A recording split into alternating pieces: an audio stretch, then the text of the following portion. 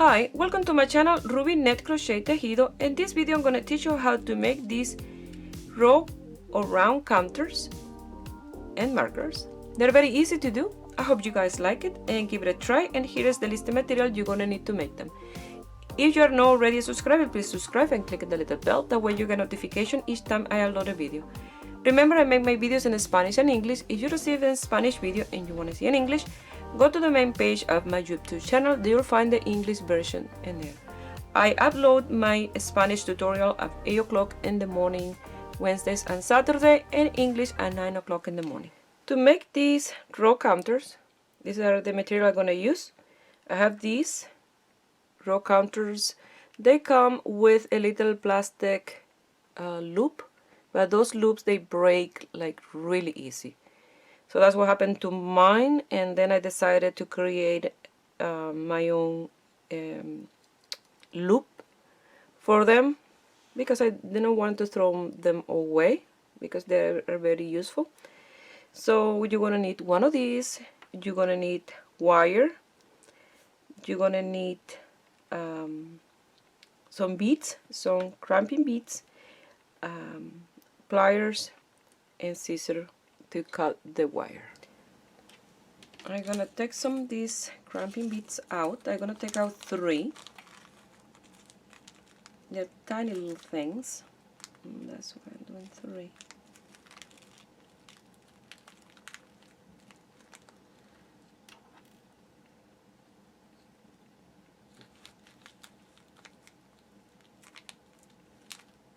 Tiny little things. There. Oops. One extra. These are really nice to do. So for the wire, it's better to have extra wire and not enough. Remember, you have the width of this plus the 2 beads plus the crimping beads, and so and the loop that you have to leave in the top for your needles. And that depends on the size of the needles too. So if you do the loop small, you only can use for a small needle, so you want to have a good size that you can use with different size needles. So I like always to leave extra, so around there, this amount I'm gonna cut.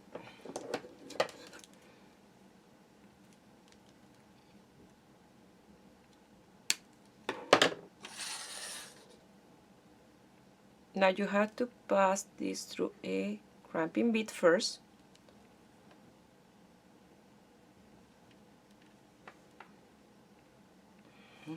These are so tiny. I used to have some bigger ones and I use them with the other markers. So make sure that they're even. And you're going to pass it through the loop.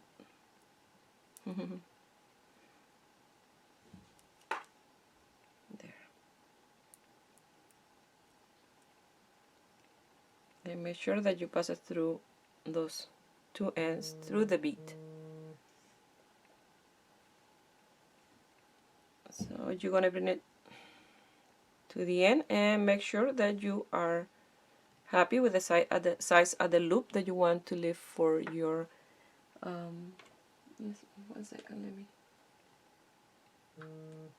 there, for your needles. Like I said, if you leave it too small, and then you only can use a small size needle. You want to have something that is useful for different sizes. So around there, I'm going to leave that size loop. It's a little warp, but it will fix itself. So I'm going to squeeze the bead, but not too tight that you will break it.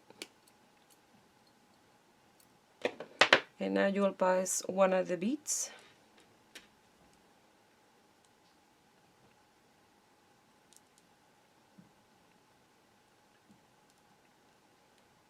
And there you go. Oops, it's not tight enough. It's not tight enough because this I can move. So I had to tie it a little bit more.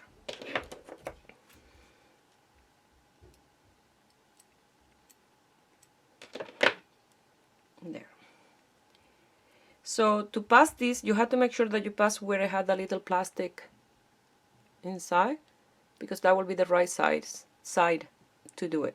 Okay, so you're gonna pass it through there to the other side.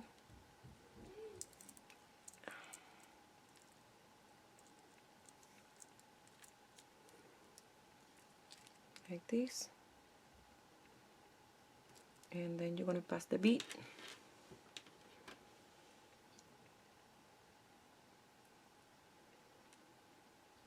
And make sure that the bead that you pick don't go right through, because otherwise this will come out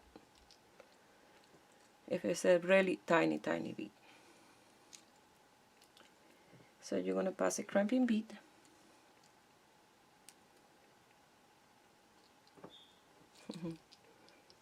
There we go.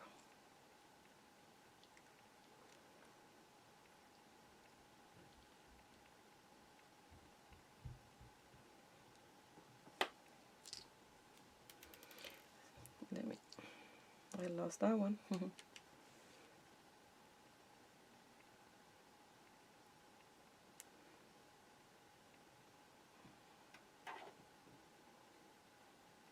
They're so tiny. So you're going to make sure that the two ends are in. You're going to be close to that bead, but not right through. If you lift this like this, it will go right through. So you have to be a little sideways in order. Make sure that the bead is as close as you can, and then you're going to clamp that one. There. Like this. I'm gonna find the other one. I'm gonna do the same. I'm gonna put two, because that if one of these break, you will have the second one in place. This is the lower parts are the ones the most important ones. So tiny, and with my nails, it match. I love my nails.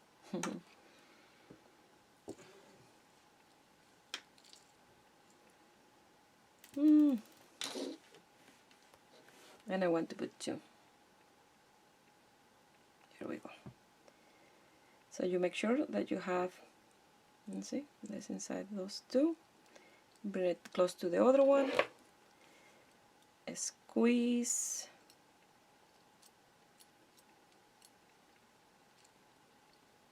Now you have to cut these as close as you can at that bead, otherwise this wire will get stuck in your work.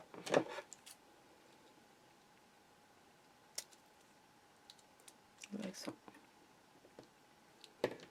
And there you have it, your row counters. So you have to make sure that this is the right way, because otherwise you'll be backwards. You see, this count the single digit row, and then with this one with a number in the front with the second digit, like so.